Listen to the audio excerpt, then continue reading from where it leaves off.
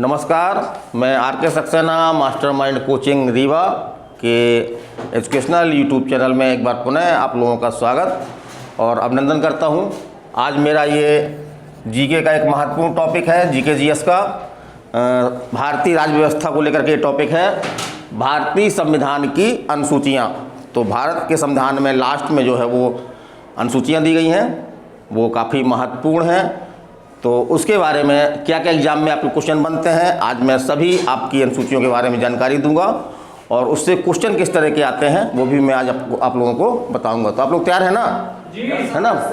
तो भारतीय संविधान की अनुसूचियाँ, तो जब हमारा संविधान लागू हुआ था 26 जनवरी 1950 को, तो कितनी अनुसूचियाँ थी हमारे संविधान में? 8 अनुसूचियाँ थी। और वर्तमान में कितनी हैं? 12 अनुसूचियाँ हैं। तो ये याद रखिएगा कि पहले 8 अनुसूचियाँ थी, अब जो है वो कितनी अनुसूचियाँ हैं? 12 हैं।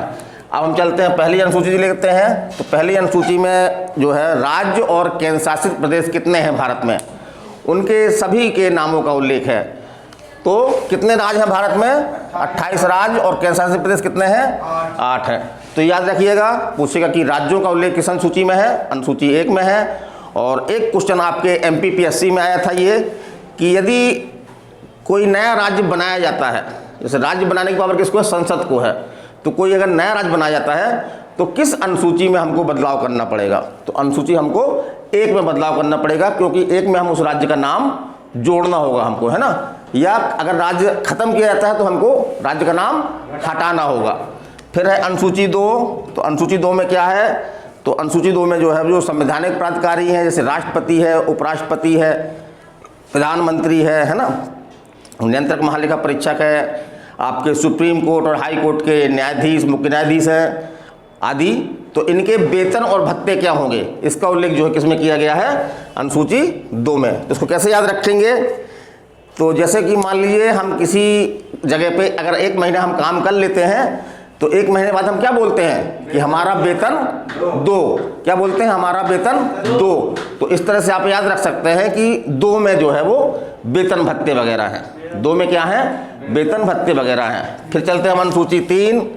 तो अनुसूची 3 में क्या है आपका? शपथ का प्रारूप। तो जो हमारे महत्वपूर्ण संवैधानिक प्राधिकारी होते हैं, जैसे उच्चतम न्यायालय के न्यायाधीश हैं, हाई कोर्ट के न्यायाधीश हैं, या प्रधानमंत्री हैं, या सांसद हैं, तो वो अपना पद ग्रहण करने के पहले क्या लेते हैं? एक शपथ लेते हैं, ओथ लेते हैं। तो उस शपथ का प्रारूप क्या होगा, वो किस तरह शपथ लेंगे? तो उनका केवल नाम का स्थान खाली रहता है, बाकी वो पूरा प्रारूप लिखा होता है।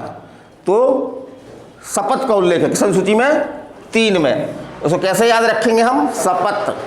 हम बोलते हैं शपथ, आता लास्ट में था है, लेकिन उच्चारण कैसा होता है? लगता है ऐसे उच्चारण काहे का हो रहा है? ता का हो रहा है, शपथ। तो ता से हम क्या बना लेंगे? 3। तो हम क्या याद रखेंगे कि शपथ वगैरह का प्रावधान किसमें है? अनुसूची 3 में है। फिर हम चलते हैं अनुसूची 4। तो अनुसूची 4 में जो है वो राज्यसभा में राज्य और केंद्र शासित प्रदेशों के कितने सदस्य जाएंगे, क्योंकि राज्यसभा में जो है केंद्र और वो राज्य और केंद्र शासित प्रदेशों के सदस्य जाते हैं। हर सदस्यों की संख्या कौन से कितने जाएंगे, राज्य से कितने जाएंगे, उसकी संख्या जो पहले से डिसाइड होती है। तो किस राज्य से और किस केंद्र शासित प्रदेश से राज्यसभा में कितने मेंबर होंगे, इसका उल्लेख कहाँ पे किया गया है? अनुसूची 4 में किया गया है। ठीक है, अब चलते हैं अनुसूची 5। तो अनुसूची 5 में जो है वो जो ST हैं, शेड्यूल ट्राइब, तो उनके जो क्षेत्र हैं, जैसे बहुत सारे ऐसे इलाके हैं राज्यों में जहाँ पे कि बहुल मात्रा में अनुसूचित जनजाति निवास करती है, तो ऐसे क्षेत्रों को राष्ट्रपति महोदय जो है वो अनुसूचित क्षेत्र घोषित कर देता है। तो ऐसे अनुसूचित क्षेत्र में के प्रशासन के बारे में अलग से प्रावधान जो है वो अनुसूची 5 में दिया गया है। तो अनुसूचित क्षेत्रों माने ST क्षेत्रों में प्रशासन व नियंत्रण का उल्लेख किस अनुसूची में है आपका? अनुसूची 5 में है। तो कभी कभी ऐसे ही पूछता है कि अनुसूचित जनजाति संबंधी कौन सी अनुसूची है? तो अनुसूची 5 है। अनुसूची 6 जो है एक प्रकार से इसी का विस्तार है। इसमें कुछ राज्य दिए गए हैं, उन राज्यों में जो अनुसूचित क्षेत्र हैं उनके प्रशासन के बारे में प्रावधान है। तो अनुसूची 6 में क्या है आपका? 4 राज्य, असम, मेघालय, मिजोरम और त्रिपुरा। कौन कौन है? असम, मेघालय, मिजोरम और त्रिपुरा। तो इन राज्यों के जो अनुसूचित क्षेत्र हैं उनके प्रशासन के बारे में कुछ विशेष प्रावधान दिए गए हैं। तो इसमें क्वेश्चन आपका कैसे आता है कि 4 राज्य हैं, इनके नाम पूछता है आपका, कौन से 4 राज्य सम्मिलित है इसमें। इसकी कोडिंग क्या बताए थे हमने, अमेय मित्र, ये लिखा हमने है ना, अमेय मित्र। तो आ से आपका क्या बन गया, असम, मे से मेघालय, मी से मिजोरम, ता से त्रिपुरा। तो इस तरह से आप अमेय मित्र अगर याद रखते हैं, अमेय मित्र है नहीं बोल देते अमेय मित्र, अरे मित्र, अरे मित्र को थोड़ी देर के लिए अपन क्या बोल रहे हैं, अमेय मित्र, जैसे बोलते अमेय यार बोलते ना, अरे को अमेय भी बोल लेते हैं हम लोग, तो अमेय मित्र। तो अमेय मित्र याद रखिए, तो इस 4 राज्यों के नाम आपको याद हो जाएंगे। चलिए अगले चलते हैं, अनुसूची 7। तो अनुसूची 7 संबंधित है आपकी केंद्र और राज्य के बीच, क्योंकि भारत में जो है संघात्मक शासन प्रणाली अपनाई गई है, इसमें केंद्र और राज्यों को पर्याप्त स्वतंत्रता दी गई है, प्राप्त क्या दी गई, स्वतंत्रता दी गई है। तो केंद्र और राज्य के बीच विधायी शक्तियों का वितरण किस तरह से हो, इसका उल्लेख जो है वो किसमें किया गया है, अनुसूची 7 में किया गया है। और अनुसूची 7 में जो है वो 3 सूचियां दी गई हैं, कौन कौन सी, संघ सूची, राज्य सूची और समवर्ती सूची। संघ सूची, राज्य सूची और समवर्ती सूची। तो संघ सूची में कुल कितने विषय हैं वर्तमान में, है ना, वर्तमान पोजीशन बता रहे हैं हम, वर्तमान में कितने हैं, 98 हैं। उस पर कानून कौन बनाएगा, इन जो सूची में जो भी विषय है उन पर कानून बनाने की पावर किसको है, संसद को है। फिर अगला देखते हैं राष्ट्र सूची। तो राष्ट्र सूची में कितने विषय हैं, 61 विषय हैं। उस पर कानून कौन बनाएगा, राज्य विधान मंडल, राज्य विधान मंडल। और तीसरा है आपका समवर्ती सूची, इसमें कितने विषय हैं, 52। उसमें कानून कौन बनाएंगे, दोनों बनाएंगे। लेकिन मान लीजिए कि एक ही विषय पे आपके संसद ने और राज्य विधान मंडल ने दोनों ने कानून बना दिए, और उन कानून में अगर विरोध है तो किसका कानून मान्य होगा, तो केंद्र का, माने संसद का कानून जो है वो मान्य होगा। फिर हम चलते हैं अनुसूची 8। तो अनुसूची 8 में जो है वो भाषा संबंधित है। सीधा सीधा क्वेश्चन आपके एग्जाम में आता है ये कि अनुसूची 8 किससे संबंधित है, भाषा संबंधित है। इसमें कितनी भाषाएं वर्तमान में, कितनी भाषाएं हैं, सब लोग बोलिए, कितनी भाषाएं हैं, 22। और जब हमारा संविधान लागू हुआ था, कब लागू हुआ था, 26 जनवरी 1950 को। तो कितनी अनुसूचियां थी उसमें, उसमें तब अनुसूचियां थी 14। वो भाषाएं कितनी भाषाएं थी, 14 भाषाएं थी। वर्तमान में कितनी भाषाएं हैं, 22 भाषाएं हैं। अब इसमें एक क्वेश्चन आपका ऐसा क्वेश्चन पूछता है कि कभी कभी कि अनुसूची 8 में कौन सी भाषा नहीं है। तो एक बहुत मोटा क्वेश्चन, फिट क्वेश्चन है, उसमें अंग्रेजी लिखा होता है। तो अंग्रेजी का उल्लेख 8वीं अनुसूची में नहीं है। तो कहीं आता है कि कौन सी भाषा अनुसूची में नहीं है, ये 4 भाषाएं देगा, उसमें अगर आपका विकल्प अंग्रेजी लिखा हुआ है तो वो आपका क्या होगा, आंसर होगा। जनरली हम क्या कहते हैं, अंग्रेजी को नहीं हटाते, अंग्रेजी तो जरूर होगी, अंग्रेजी तो जरूर हुई है ना। बघेली बोलते ना कि अंग्रेजी तो होवे करी, अंग्रेजी बिना तो कुछ काम नहीं चले। लेकिन वास्तविक क्या है कि अंग्रेजी अनुसूची में नहीं है। अब चलते हैं अनुसूची 9। तो अनुसूची 9 आपकी संबंधित है भूमि सुधार कानून से, है ना, भूमि सुधार कानून से। तो इसमें भूमि सुधार के उद्देश्य से जो है कुछ अधिनियम इसमें लाए गए हैं, जिनको जो है वो न्यायालय में चुनौती नहीं दी जा सकती है। तो कुल कितने अधिनियम इसमें, 284 अधिनियम है, लगभग इसमें 284 अधिनियम है। और ये हमारे संविधान में पहले से नहीं थी, इसको जोड़ा गया है।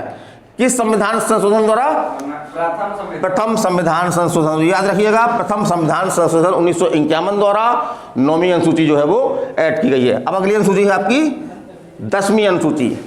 10वीं अनुसूची काहे संबंधित है, ये आपका काहे संबंधित है, दल बदल से। दल बदल से कैसे याद रखेंगे इसको, दा से 10, दा से 10 और दा से दल बदल, दा से 10, दा से दल बदल, याद हो जाएगा, दा से 10, दा से दल बदल। और इसमें यह प्रावधान किया गया है कि कुल सदस्य संख्या का यदि 1/3 से कम सदस्य अगर पार्टी छोड़ते हैं तो उनकी सदस्यता जो है वो खत्म हो जाएगी। और ये कब जोड़ी गई आपकी, 52वां संविधान संशोधन द्वारा। कब जोड़ी गई ये पूछता है, 52वां संविधान संशोधन द्वारा। तो 5 दूनी 10, 5 दूनी 10 इस तरह याद रख सकते हैं अपन, है ना, पहाड़ा कि 5 दूनी 10। तो 5 दूनी, तो 5 लिखा यहाँ पे हमने, और यहाँ पे दूनी 2 लिखा, बराबर कितना 10। तो 10वीं अनुसूची कब जोड़ी गई, 52 में संविधान संशोधन, और इस तरह से अपने याद रख सकते हैं इसको। और अगली अनुसूची है आपकी 11वीं अनुसूची, ये बहुत एग्जाम में आई है। 11वीं अनुसूची किससे संबंधित है? पंचायती राज से संबंधित। किससे? पंचायती राज से संबंधित है। और किस संविधान संशोधन द्वारा इसको जोड़ा गया है? 73वां। किस संविधान संशोधन द्वारा? तेज से बोलिए, किस संविधान संशोधन द्वारा? 73वें संविधान संशोधन द्वारा। कब? 1993 में। और इस अनुसूची में कुल कितने विषय हैं? 29 विषय दिए गए हैं जिन पर पंचायतें काम करेंगी। पंचायतें कितनी प्रकार की होती हैं? 3 प्रकार की। कितने प्रकार की?